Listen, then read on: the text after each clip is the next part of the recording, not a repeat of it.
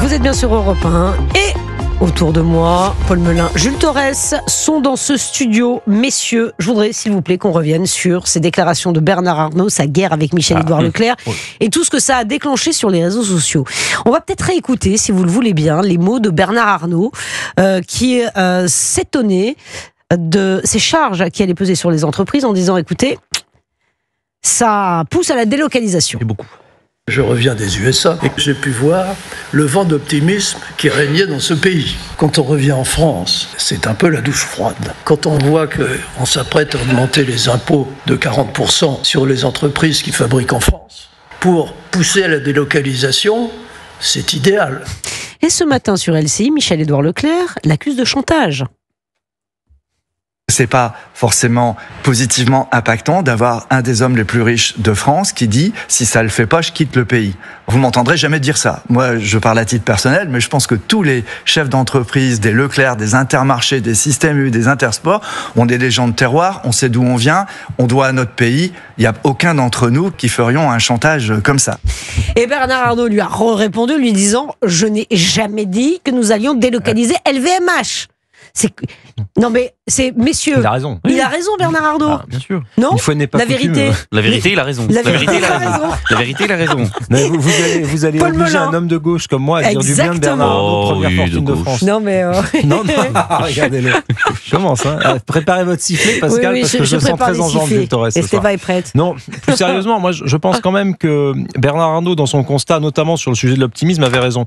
Il arrivait des États-Unis d'Amérique, c'était d'ailleurs un des seuls ou le seul Français à être en si bonne place par rapport à cette estrade, à ce décorum impressionnant au moment de l'investiture de Donald Trump. Ça en dit long aussi sur le pouvoir que le groupe LVMH a acquis dans le monde entier. Et je pense que la France devrait plutôt s'enorgueillir, premièrement, d'avoir un Bernard Arnault et d'avoir un groupe aussi prospère qu'LVMH. 5e fortune du monde, mondial. Oui, mais moi, Bernard ce qui Arnault. m'intéresse, c'est qu'à travers sa fortune, c'est la réussite de son groupe. Bien Alors, sûr. le fait qu'il soit riche ou pauvre, ça, moi, le sujet, c'est la puissance de frappe d'LVMH dans le monde entier. Et ce qui fait parfois que les gens s'intéressent à la France, c'est aussi par le luxe et parce qu'il a su faire prospérer ça et que grâce à cela, il y a encore des entreprises qui fabriquent du luxe dans des territoires ruraux. Je pense par exemple au Limousin. Donc, on devrait s'enorgueillir d'avoir des Bernard Arnault plutôt que de commencer à réfléchir à la taxation. Et deuxième sujet, je pense que les taxations, par exemple, sur les transactions financières, c'est un sujet qui peut être intéressant, mais les grands groupes industriels français ont plutôt besoin qu'on les aide plutôt qu'on les taxe. Donc, il ne faut pas faire du dogmatisme et du anti-riche et du anti-Bernard Arnault comme le fait une certaine partie de la gauche, mais plutôt réfléchir aux bienfaits économiques que des entreprises comme LVMH peuvent offrir au pays. Donc je comprends pas très bien, si vous voulez, notamment à la France Insoumise, ceux qui s'en sont pris à Bernard Arnault ces derniers jours. Il y a la CGT également. La France Insoumise, le Nouveau Populaire, y compris Michel-Édouard Leclerc, parce qu'il faut quand même bien... Oh mais il fait de la com, Michel-Édouard Leclerc. Bah oui, on le connaît, c'est de la mauvaise com. Mais pardon, en communication, Michel-Édouard Leclerc. Pardonnez-moi, mais Il là, est excellent. sur ce coup-là, je trouve qu'il tire à côté. C'est-à-dire que Bernard Arnault, à aucun moment de sa prise de parole, mardi matin, lors de la publication des résultats annuels de LVMH, n'a dit qu'il délocaliserait LVMH. Il a dit que en augmentant les impôts, pour le coup, sur les entreprises où il est de bénéfices, où le chiffre d'affaires est supérieur à 3 milliards, les impôts vont être augmentés à hauteur de 40%. Eh bien, il y a beaucoup d'entreprises qui vont avoir envie de délocaliser. Mais quand une personne aussi importante que Bernard Arnault, vous l'avez dit, l'une des personnes les plus riches du monde, mais ça, c'est vraiment pas le sujet, c'est l'un des plus grands patrons d'entreprise que la France a en sa possession. C'est quelqu'un qui, mine de rien, ne prend pas la parole de manière récurrente et surtout pour ne rien dire. Donc quand il prend la parole, il faut plutôt l'écouter. C'est quelqu'un qui, en effet, a vu un vent d'optimisme aux États-Unis lors de l'investiture de Donald Trump. Et d'ailleurs, c'était l'un des seuls entrepreneurs français à être présent, et on le voyait très bien avec son fils aux côtés de Donald Trump. Donc quand quelqu'un comme lui tire la sonnette d'alarme, eh bien, sans doute faut-il l'écouter. Sans doute, cela traduit ce que pense un certain nombre de grands patrons, parce qu'il n'est pas tout seul. C'est rare quand même le patron de ce devoir de réserve et qu'il dit ça, Bernard Arnault. Bien sûr, le patron de Michelin cette semaine, le patron de Total Energy, Monsieur Pouyanné, le patron de Air France, ils sont tous sortis en même temps pour tirer la sonnette d'alarme, pour mettre en alerte nos décideurs politiques sur ce qui se passe en ce moment. Car, il faut le dire, si LVMH délocalisait, on perdrait 6 milliards d'impôts déjà sur le bénéfice, 4 milliards d'impôts sur les sociétés, ça ferait 200 000 emplois.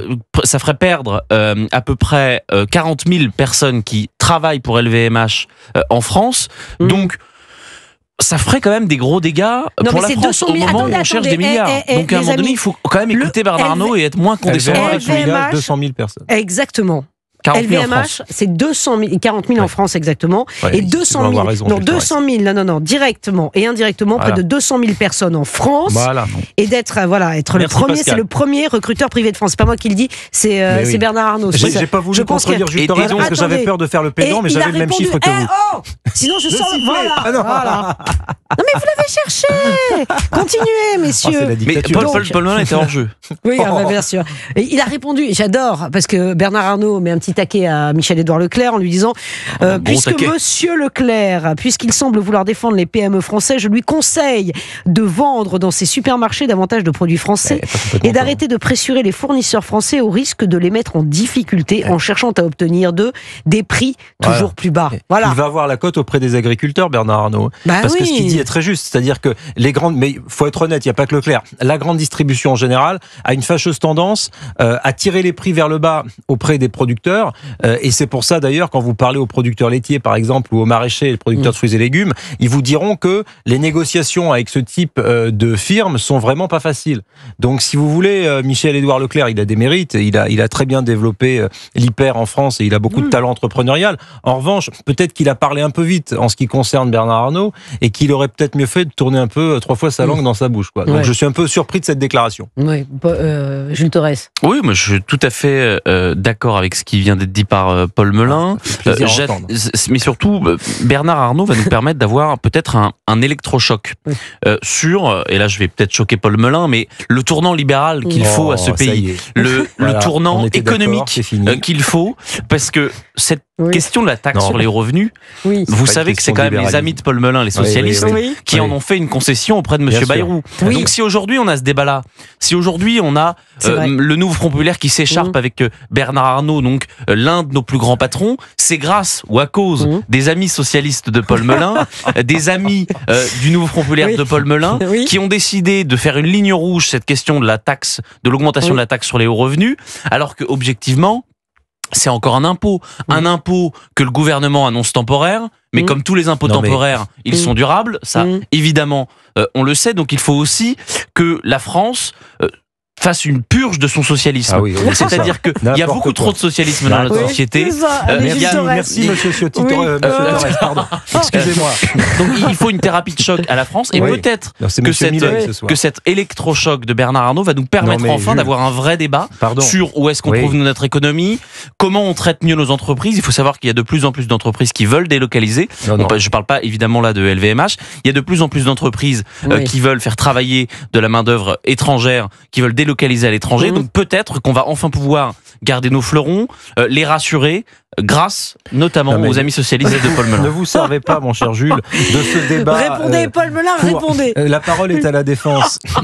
Non, la parole est à la gauche. Franchement, je pense que quand on dit que la France, c'est sérieux ce que je vais dire, mais quand on dit que la France est un État socialiste, on n'a rien compris à la façon dont fonctionnent nos institutions. On est le pays le plus taxé du monde. Attendez, laissez-moi terminer, Jules. Nos entreprises sont les plus taxées du monde. Il vous reste 13 secondes. Vous payez plus d'impôts que n'importe quel Européen. Je vais vous dire une chose.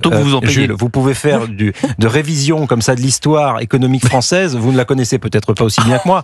En tout cas, c'est au général de Gaulle qu'on doit notre État-providence. C'est pas à Che Guevara, c'est pas à Karl Marx. Enfin, les acquis sociaux en France, le général de Gaulle aurait jamais accepté qu'on ait 56% de dépenses publiques. Attendez, franchement, le faites pas parler, général de Gaulle. C'est vous qui il y a en France une tradition de redistribution des richesses qui n'a rien à voir avec ce que vous appelez un peu vulgairement le socialisme, mais qui a tout à voir avec la réduction des inégalités sociales. Et quand on voit dans ce pays le besoin qu'on a de redistribution des richesses, c'est aussi un impératif auquel il faut penser quand on fait de la politique. Sinon, on fait du Javier Milei. Mais je suis pas sûr que nos électeurs veuillent ça. Et par exemple, Madame Le Pen l'a compris, au Rassemblement National, ils sont pas tout à fait sur la ligne que vous défendez. La ligne ultralibérale est ultra minoritaire dans le pays. Donc, à part ce pauvre Jules Torres, il n'y a pas grand monde dans le pays. Pauvre déjà. Et c'est quelques mois, mais ils sont pas nombreux pour l'ultralibéralisme. Messieurs, on va parler dans un instant de la tombe de Jean-Marie Le Pen qui a été dégradée. profané la nuit dernière. Il y a quand même 2-3 choses à dire sur cette affaire, parce qu'ils sont allés à coups de massue, ils ont cassé la croix celtique. Je voudrais qu'on en parle. Il y a une enquête qui a été ouverte. C'est juste après ça. On est là sur Europe 1. Ne bouge pas, c'est Europe 1 Soir Week-end.